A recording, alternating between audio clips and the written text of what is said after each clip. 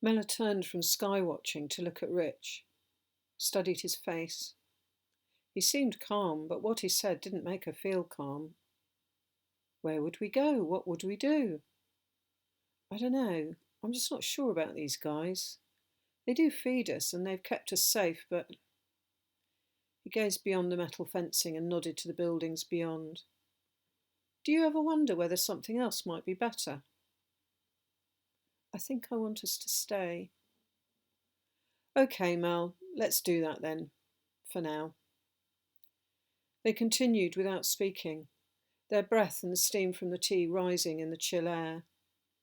Mella tried to blow mist rings and failed, like she always did. You can only do that with cigs, you nana. Mella chuckled. She'd forgotten that bit. Have you ever had one? Me? No, my mum would have killed me. I did once. Disgusting. Rich pulled a pukey face and made her laugh again. Let's go in. It's too cold for a gal who was just ill. I'm hungry. Again? Yeah, I feel like I've not eaten for days. Okay, there's quite a lot here now that all the tiddlers have gone. Yuck! Rich leapt back from sniffing the fruit bowl and lifted out the culprit, a black and glistening banana. At least it may have been. The stew is heating. Can you wait? Mella nodded and headed to where the plates were kept. She jumped as the door was thrust open and dog boy Deb and the dog, and the twin with two good legs, pushed a blast of chill air into the room. They stomped through and headed down the corridor without glancing at Rich or Mella. Mella shivered. They seemed to carry so much anger with them. Well, that's how she saw it. She and Rich carried on with putting the meal together. Not many bowls needed. They dished stew into them and carried them on trays to the eating room. By the time they got there, Mella's arms were aching and ready to drop off. She really thought she might drop her tray and made it just in time, banging it onto the table. Oi, why so noisy? It was Deb who'd spoken. Surprise. Mella didn't answer. Soon the only sound was scraping spoons and slurps. It tasted okay. Anything did now. That's what hunger did to you. Mella recalled for a moment the time she'd say she didn't like something and Mum would tell her to just give it a try. What would she give for some of Mum's soup or bickies? She swallowed hard. She would not cry. She would not. In front of those angry people. She squeezed her hands tight, digging her nails in. Rich kicked her under the table, not hard. She looked up. The others had finished eating and were staring at her. She scraped the last of the food onto her spoon, and when that had gone, she stood up. She didn't bother saying she was going to bed. They could work it out. The bunk room was cold. She only took off her shoes and her jumper and slid under the blankets. Maybe it was the silence that woke her, and Rich. Her relief at seeing him still there across in the other bunk swept through her, and she wasn't sure she'd be able to move, but gave it a go. Looking back at her, Rich put his finger to his lips. Following his lead, Mella lowered herself real slow onto the cold floor, very glad of her soft socks. They pulled their boots on in silence and headed into the corridor. It took no time to find they were alone, and must have been for a while as the kettle was cold. Seems like they planned it, Mel. Everything's tidy. Rich was frowning. Why would they do that? Hard to say. They never did tell us everything, did they? Not even me. What shall we do? Eat and drink, I reckon, while we have a think. At least food had been left. They prepared some porridge made with water and tinned fruit to disguise its taste, and some watery hot chocolate. Milk had long since been intermittent. They ate in silence at the big table, the clatter of their spoons echoing round the room. Only when their bowls were empty did Rich speak. Well, they've never done this before, Mel. I think they meant to come back and something stopped them. What could that be? Maybe they thought they were safe, but someone took them. Maybe they had an accident. Maybe a building collapsed on them. The two of them shuddered at that thought. What shall we do? I think we should stay here a day or two in case they come back. Mella nodded. That felt better than just going. And where would they go in any case? It always is tidy. True, we were told often enough. They know we can look after ourselves. Yeah, talking of which, standing, Rich picked up the bowls and mugs and Mella followed him to the kitchen area. Lifting the lid of the waste bin, Mella saw even that had been cleaned out. Rich saw it too. Wow, they really have sorted stuff. How come we didn't hear them? There's enough food for a while, still tins and jars here and in the other room. Mind you, a lot are unlabelled. Yeah, unlabelled can get weird. Rich pulled a face. Mella laughed. Shh, did you hear that? What? I thought I heard the fence panel creak.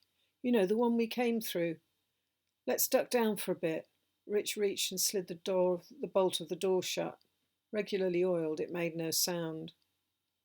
He gestured to her to follow him, and they went to their bunk room. They huddled together on the bottom bed of the bunk behind the door. If folk looked through the high window or opened the door to check, they wouldn't see them. Mella remembered the first times they'd cuddled together. She always felt safe with him. He even smelt good. She liked the way he stroked her hair, almost like Chris and Bill used to when they weren't teasing her. She would give anything for them to be teasing her now. He stopped, suddenly tense. Did you hear that? She had this time, a crunch on gravel, and a curse as something was kicked. They both breathed as shallow as they could. The bash on the kitchen door sounded fit to bust it open, and they grabbed each other, but there were no subsequent footsteps, not inside anyway. They waited. It was impossible to know when it would be okay to move, so they didn't. The dim light at the high window faded to dark, and only then did they allow themselves to stir. Mella's fingers ached where she had been holding onto the cloth of Rich's jacket.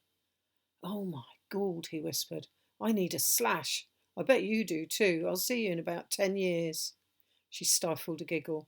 Even in this situation he could make her laugh. She cuffed him on the arm. Oi! He cuffed her back, on top of her head, but playful. Race you, quietly. See you in the dining room.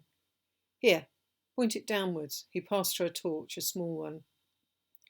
Soon they were at the table, him making spooky faces, pointing the torch up under his chin. In spite of the price that had been paid, she almost wished they could stay forever in that place, safe and silly. Look what I found. He placed a paper-wrapped bar on the table, grinning broadly. Chocolate, really? He nodded. Mella couldn't remember the last time she'd tasted an actual bar. Will it be okay? Sure, I don't think it goes off. Should we? What if the others come back? Where did you find it? They might not know about it. It was in one of the bunks after the kids left. Someone must have been hiding it. He unwrapped it, slow and careful, teasing her, his eyes twinkling. When he pulled the paper back, it was perfect. None of that white stuff he sometimes had. She knew not to worry about that, as Mum explained it depended how it was stored. But even so, the sight of the silky smoothness of it set her taste buds pricking. Just one bit. Let's see what it's like. He broke a piece off and passed it across the table, watching as she put it in her mouth. She held it there, savouring it melting and sliding across her tongue and teeth. Rich did the same, closing his eyes. Oh, it's so yum, more. He passed her another piece and took one for himself, this time wrapping it back up and slipping it into his jacket pocket. We'll be glad we saved some later. That was so good. It's made me thirsty, though. Let's get some water. Mella didn't bother with her torch as they headed back to the kitchen. As they walked through the door, still giggling about their delicious moment, the world changed. Bright lights flashed on and strong arms grabbed them both. Mella opened her mouth to shout, but instantly a pungent cloth was across it. Her last sight as she collapsed into oblivion was the same happening to Rich. Her head hurt and she couldn't move, or thought she couldn't. She opened first one eye and then the other. Nothing made sense. She was sitting but moving. She could feel her seat bumping, the straps that held her pressing into her stomach, arms and legs. She tried to glance round in the dim light. Where was Rich? Something tugged at her memory, from a school outing in that other life. She was on a bus. How could that be? How did that happen? Get these off. She meant to shout loud, but her words came out fuzzy. Her mouth was dry and she didn't want to work. She's awake. It was a girl's voice. How come? Where were they going? Then it came to her. Was it Deb who'd said? She couldn't remember. She was going where people didn't come back from. She didn't know how or why or what would happen to her or whether she would see Rich again. The ache in her bruised heart sucked her breath away. She closed her eyes. She could still taste the chocolate. Just.